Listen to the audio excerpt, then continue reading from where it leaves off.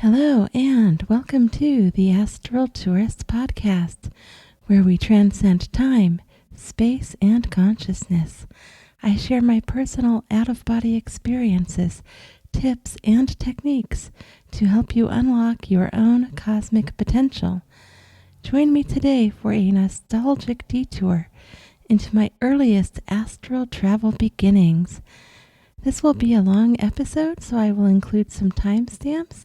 Get all comfortable, your favorite drink or snack, and let's fly. The first time I astral projected, I found myself floating in my mother's kitchen. She had her back turned to me and was cooking something on the kitchen stove. Instinctively, I knew that was my mother, even though I didn't know how I knew that. I wondered why I was floating there, staring at her for no reason. But I also liked it because it was fun to just be floaty. I looked around some, and what I found absolutely shocked me. I saw my tiny physical baby body sitting in a high chair. I got more and more upset the more I thought about that because I realized pretty quickly that it meant I was helpless, a helpless baby. Absolutely, completely helpless. I still remember feeling the energy in the room as well. It wasn't good. I thought something was very wrong, but I couldn't figure out what it was. One of the most amazing things about it was that I was thinking with an adult mind. And that continued during all of my childhood astral projections. It was such a shocker to me that I told my awareness to turn off until I could at least walk if I managed to stay alive that long, because I was feeling some pretty bad energy in the room. Things were wrong. I knew they were wrong. I didn't know how they were wrong. But I thought, at least if I can get walking and remember this, then maybe I can figure more out later. That was the most helpless I have ever felt in my entire life. I knew I couldn't protect myself at all in that kind of a body. And it worked because I don't have any memories after making that wish, either waking or sleeping memories. So I actually turned everything off until I was playing in a neighbor's sandbox with another child. I don't even remember phasing back into my baby body. So I was pretty much horrified and feeling very helpless, and just knew I would have to wait it out until I could at least walk or something. Later, when I was a little bit older, I think in my early teens, I confirmed with my mother about the color of the kitchen. It was a horrid yellowish green color. I asked her if we used to live somewhere else and were the walls in the kitchen yellowish green. She said our family used to live in a small apartment in a different town. She said that the walls were that color and that she didn't know how I could remember it since I was just a baby back then. I never told her how I saw it for the first time. I just let her think that I remembered it. So moving on, right there in a sandbox, the memory of floating in my mother's kitchen came flooding back in, like colors filling up a page. I was dirty and the sand smelled terrible. I remembered what I'd said about walking, and I tried to walk. I did all right, but I noticed I was still very, very small. I was also back to thinking with my younger mind, even though I could still remember thinking with the older adult mind in the astral. Soon after that, I began remembering what I called my colorful flying dreams. I'd never heard of astral projection at that age, of course. I began asking people if they could fly in their dreams too. Most of them told me they didn't remember their dreams at all most of the time. I remember thinking that was pretty weird. I wondered why I could and they couldn't. Most of my astral projection experiences at that age were about flying up in an alternate interdimensional brilliant blue sky on top of some puffy clouds. I had this whole special area up there all to myself, except for one very tall male angel. Sometimes he would be dressed in glowing white robes, but other times he was more casual, with just a loose white long-sleeved shirt and pants. He always had a gleaming white sword. He didn't have a sheath for it, as it was always out and at the ready. Most of the time he kept it positioned in front of him with the tip pointed down, resting on the ground. Sometimes he would shift it to his right side while it was still pointed at the ground. I never saw him shift it over to the left. Perhaps he was a right-handed angel. I don't know. Those were just my observations. To this day, I still can't remember what his face looked like. His hair was short, wavy, and a gleaming whitish ash color with hints of silver and gold. He always stood far off to the northernmost point of my area up there. When I asked him why he was there and what he was doing in my area, like, hey, what are you doing here too? This is mine, That was my thinking. He would reply, I'm here to protect you. I was suspicious of him at first, but I soon became accustomed to his constant presence, because I would immediately spontaneous astral project there, and there he would be, already there, waiting. Being there to protect me was always his answer. Over those years, I asked him many more questions, but they were met with very little information in return. He'd say things like, I'm not allowed to tell you that. You need to learn that on your own. I'm here to keep you safe, but I can't tell you everything. Wouldn't you rather spend your time practicing your flying maneuvers before you wake up? He wouldn't ever even tell me his name. Nothing ever happened that I needed protection from, maybe because he was there, I don't know. And when I got older, he just wasn't there anymore. I've always wondered where he went off to. Perhaps he's still protecting others on the astral plane. I'm still holding on to a gleaming sliver of hope that I might one day see him again so I can thank him for guarding over me. This next part is about my first experiences shape-shifting.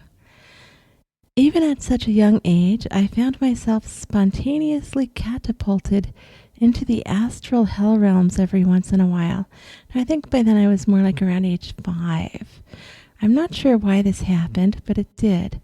Instead of the sky, sometimes I went the other direction. It actually wasn't located down. These were just various other hellish dimensions. So I never had a sensation of going down, like I had the sensation of going up in the sky. I was just kind of there. I mean, it happened so fast. Again, spontaneous projection. I saw all kinds of horrors, from melted bodies, screeching animals, tar pits, mutilated zombies, and so on. I won't go into much further detail than that. I felt a lot of pain, longing, and hunger from them, just empathically, telepathically. And I now realize some of these types of beings are called hungry ghosts. These were very dark areas, but I don't remember actually seeing any of the fire and brimstone so many books talk about hell having. And the devil was nowhere to be found in any of these locations I visited during that time either. So being so young, I just accepted that this happened sometimes instead of going to the sky for fun flying time with the angel. It was pretty frightening, but remember, I also had that adult mind working for me in the astral, so don't feel too bad for me. I didn't feel like a victim because of that adult mind. I just was curious, and yeah, it was scary and horrifying for a while. But after a while, I kind of got used to it and just reasoned it out like, well, I guess it's the balance or something. Using my common sense, I learned to stay flying high above all the tormented beings below. Not having learned to wake myself up yet all the time, I stayed up high and out of their way. It was deep inside these hell realms that I first learned the art of shape-shifting. How I learned it was by observation. Sometimes I noticed that others would also stay up high and out of the way of these tormented beings below. these never bothered me, and I never bothered them. We were all just busy keeping out of each other's way and out of the way of, all that horrible stuff going on below. When I watched them instead of the beings below, I'd noticed some of them would turn into one of the screeching creatures with tar-laden spikes. Then they'd let out some soul-peeling sounds, like banshees. Think like banshees. I was able to tune into these shapeshifters enough to figure out they meant, don't even think about coming up here. So that was their way of really keeping those creatures away from all of us that were just flying above them up there, staying out of the way. I don't think they were planning to come up to join us anyway. If they were, that sure took care of that idea for them. None of these flying beings ever screeched a warning at me, so I guess I wasn't considered a threat. Anyway, I began mimicking them with various degrees of success until I could become a screeching, scary-looking creature too. I looked a bit like a flying jet-black porcupine with much sharper spikes, glistening tar, and sharp black fangs. It took me a while to really get all the jet black because I'd keep glowing blue or navy blue instead. So in the Astral at that age, I was mainly glowing white or bright shades of blue and sometimes navy blues. So it took me a lot of work to try and tone the colors down so that I could be jet black like that. And then to make it tar-laden too, all gross like that. It took a lot of work. I was quite proud of myself for my accomplishment when I'd get it right and not have any of my beautiful blue colors showing. In fact, I was so proud I drew a picture of it in kindergarten. It wasn't a very good picture, but it was enough to alarm my kindergarten teacher. My parents were called. I saw a counselor at school who asked me all kinds of questions about this. I just said that I'd seen it in a dream, even though in my mind it was like the other place. This is one of the other places. Not just a dream, but for my vocabulary with talking to others, I'd been calling them dreams. And I was nervous talking to the counselor, so I left out that it was a dream located in hell. I forget what all of her other questions were, but she decided it was just a bad dream. I was also a very quiet child back then, so I didn't try to explain about being proud or happy about my new shape-shifting accomplishment. So by then I was already knowing I had to keep quiet about this stuff. When I saw the angel in the sky again, I zoomed over and told him all about it. He just nodded and smiled. I thought about shifting for him, but he didn't seem interested. And it was still taking me a lot of work to do that. I'd gotten used to his lack of conversation and just got back to practicing my flying while glowing my usual brilliant whitish blue. I mean, I didn't want to do it for him because it took so much work and energy if he wasn't going to appreciate it anyway. He really wasn't a very encouraging angel. However, he did stand steadfastly at the ready. So moving on in the time period, kindergarten to first and second grade, so between ages 6 and 8, I used to play games with some fairies in the other world, which I now know was the astral plane, but back then I was calling it the other world sometimes to myself. I'd see them once I left my physical body at night in a field across the road from a house my family rented at the time. When I first discovered them, I'd just watch them and try to figure out some of the sounds they'd make. These fairies were very wild. They could scream and scratch like wild animals or banshees. Besides that, all of them in this group had super sharp needlepoint teeth. So these aren't the fairies from fairy tales. These are the wild fairies like from Celtic lore. They'd ignore me a lot of the time until I kept showing up over and over again.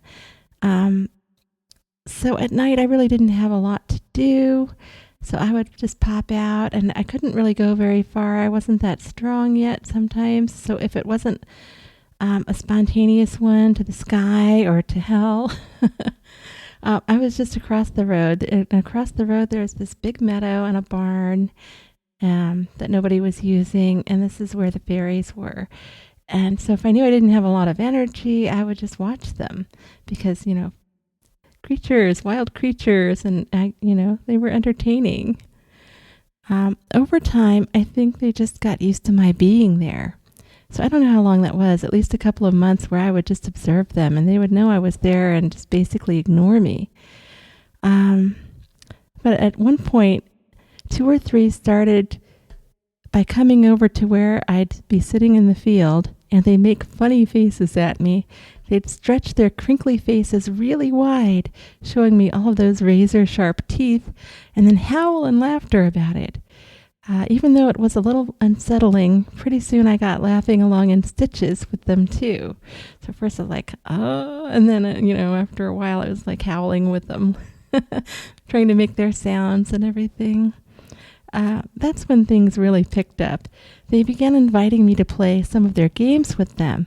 Hide and seek was one of my favorites because there were so many places to hide in a field full of tall grasses, rocks, weeds, and flowers. It just doesn't get any better than that for a good game of hide and seek. I should also put in here that the field was also surrounded by woods. Of course, I wasn't very good at finding them when it was my turn to seek, so they'd give me clues by making a sound or putting off tiny flashes of light. Other games they taught me were going invisible, finding someone who is playing invisible, catch me if you can, and playing dumb. The games became far more difficult when they would combine them. Think of a super speed hide and seek with invisibility, but invisibility is only allowed once in a while behind certain leaves or trees. Sometimes there would be special conditions, such as only getting to play invisible or go above a certain speed in certain areas. One example was that in tall trees with many leaves, only limited invisibility was allowed, so only like a partial phase. If there was a long space along the bark, then invisibility was okay for that. Behind most leaves, like directly behind them, it was not allowed. Sometimes they would argue amongst themselves about which of the smaller leaves invisibility was allowed around or behind. So they weren't just playing this for me, they were having their own fun too and having their own arguments about it. I just followed whichever rules they set because I was happy to be playing in the other world. Instead of just sitting there anymore, I got to play. So one of the most boring games I'd play with the fairies was called Playing Dumb. I always thought Playing Dumb was the most boring and irritating fairy game of them all. They only convinced me to learn it by not letting me play their other games until I would give in and at least practice it. These fairies could be ruthless sometimes. One fairy in particular would tease me mercilessly by screaming in my ears, "Play dumb, little girl, play dumb." Her mind would echo through my whole being. I just hated being called a little girl, because remember I have the adult mind in the Astral. And the fairies knew that. They knew I hated that because they knew I had to wake up as a little girl and that I didn't like that. Later, I was happy I'd learned it because it made the games even more fun, and it sure comes in handy sometimes in the astral plane. In their version of the Play Dumb game, one of them would go off somewhere only I knew about. Then another one would come casually ask me where the first one was. I'd say, I don't know. But then I'd get told, yes, I did know because I thought about where the first one was, even though I had said I didn't know. This would go on and on and on until they taught me not to think about where the other one was at all. Finally, I got good enough at this dumb playing dumb game to be allowed to play their other games again. There was a time when something changed. Sometimes I began encountering black rattlesnakes. These dark serpents would appear and completely cover my body, holding me in place and preventing me from astral projecting. They didn't harm me, but their presence was an immovable barrier. For a while I struggled with this limitation, unsure of how to bypass these snakes. So I turned to the nature spirits, the fairies, for guidance. They had been asking why I wasn't coming out to play as often in their games. When I asked them for advice on how to deal with the snakes that wouldn't let me out to play, they asked me an important question. Did the snakes bite you, or did they just hold you in place? In detail, I explained they were holding me still without causing any real harm.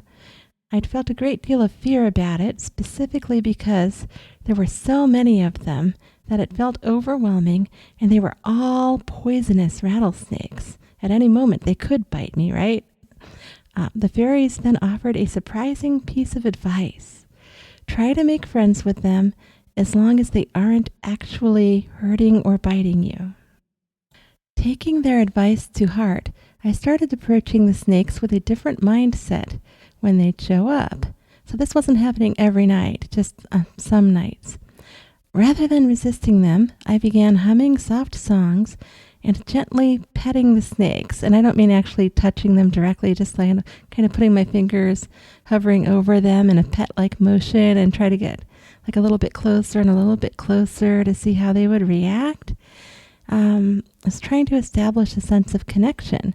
I'd tell them how I wouldn't hurt them if they didn't bite me while I was trying to pet them. Over time, something extraordinary happened. As I interacted with the snakes, their energy began to shift. The black rattlesnakes, once ominous and unyielding, transformed into a cascade of rainbow colors. This transformation symbolized the peaceful bond that had formed between us, and in turn, they allowed me to move freely once again, letting me out of their grasp and enabling me to continue my astral journeys. Through this experience, I learned that spiritual obstacles, whether represented by snakes, fears, or challenges, are not always something to fight against. Sometimes they simply need to be understood, approached with compassion, and transformed through connection. The snakes, once seen as barriers, became allies, and with the help of the fairies, I was able to overcome the limitations they posed. Looking back, I realized that the black rattlesnakes were not just obstacles. They were a manifestation of the guardian of the threshold, a figure found in both Jungian psychology and theosophy. This guardian represents the spiritual tests and psychic obstacles we encounter as we transcend ordinary consciousness. Jung saw this as a reflection of our shadow, repressed desires, fears, and unresolved conflicts. Overcoming these obstacles leads to self-integration, while in theosophy, the guardian acts as a gatekeeper to higher knowledge. In my astral experiences, the serpents embodied a powerful energy, blocking my path until I learned to accept them. Alongside these encounters, I also crossed paths with the Shadow Men, aka the Hat Men, dark menacing figures. They didn't obstruct my way like the snakes had, but lingered on the periphery. Most of the time I simply chose to ignore them. Sometimes I'd see one at the end of my bed during sleep paralysis, but they would vanish once I astral projected with the intention of confronting them. I often wondered if these entities knew I was coming for them. I don't know, maybe they knew. I figure even if these hat men are entities that are separate from ourselves and not some kind of a test, I found it best to just ignore them most of the time and not even give them any attention at all. Other times, I'd spot a shadow man lingering outside my bedroom window, just watching me in a menacing way. One shadow man even tipped his hat to me as I flew on out my window. Now, this was recently. This wasn't when I was a child, but I did see them as a child and ignored them. It was a gesture that felt like an inside joke, almost as if reminding me not to take these encounters too seriously. I struggled to contain my laughter at that particular one, knowing that strong emotions could pull me back to my body. So these shadow men didn't require confrontation. They simply wanted acknowledgement of their presence. The lessons I learned from the serpents still stay with me, even after over 50 years of astral projection. One of the most powerful insights they gave me is how to approach psychic self-defense with humor and confidence. Sometimes in my astral travels, entities have tried to bite or drain my energy. I get really excited about these ones because I remember what the fairies and the snakes taught me about transforming energy. Now when an entity tries to drain me, I'll say something like, "Take a little more. My serpentine energy is poisonous to you." Then I telepathically show them all my glorious rattlesnakes, wrapping them up. Oh, the looks on their faces. I've even had some entities try to give my energy back and apologize. This is a lighthearted but practical way of using what once seemed like an obstacle as a shield or even a weapon. By facing challenges with acceptance, you can often turn them to your advantage. I think it was around ages 10 to 11, I had my very first astral experience with the Greys. After a spontaneous projection, I became aware that I was in the other world, aka astral projecting, somewhere in the Midwest USA. At the time, I thought it might have been New Mexico. Since then, I've also wondered if it could have been Arizona or even Area 51. It felt odd.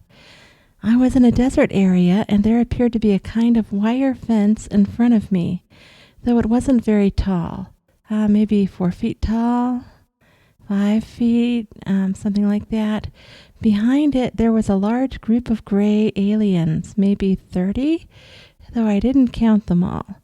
Behind them were some buildings. They claimed they were being held and starved at this military base and wanted my help. I tried to explain that I was very young and had no idea how to help them. It felt like they were all probing my mind at once to check if I was telling the truth. I could see all their little eyeballs in my head at once, my third eye in my head, just all these eyeballs. Again, with the weirdness. I didn't like that very much, so on that occasion, I decided to just wake myself up. When I woke up and thought about it, they hadn't asked me to bring them food or let them out or anything specific like that. I wondered for a long time whether the military was actually starving them, and if so, why. I started paying more attention to the news on TV, but I didn't tell anyone about this experience because I knew I would just be accused of making it up. About a year later, they reached out to me again during another astral projection. This time there were fewer of them, and they seemed much hungrier. I felt bad for them, but I once again explained that my physical body was too young to help, and that nobody would believe me anyway. I started to feel like they were trying to compel me mentally to approach the fence and come over it to them. It wasn't a clear thought. It felt like they were trying to draw me closer, though, like that feeling was there, that kind of mental pulling and manipulation. Well, I said no and told them I needed some time to think about it, the idea of going over there. I woke myself up again and thought more about it. Why did they want me to cross that fence? Why couldn't they just go over it themselves if they were supposed to be such intelligent aliens? At this point, I was becoming very wary of them. I decided that if it happened again, I'd investigate further and maybe try to find a human at the base and ask them about it. Well, about 5 or 6 months later, I became aware again that I was astral projecting outside their fenced area. So again, somehow I was drawn there. I don't know if they drew me there, if my astral self was curious. I don't know how I got there. I just know that I was. So something had drawn me there again. Perhaps they had somehow.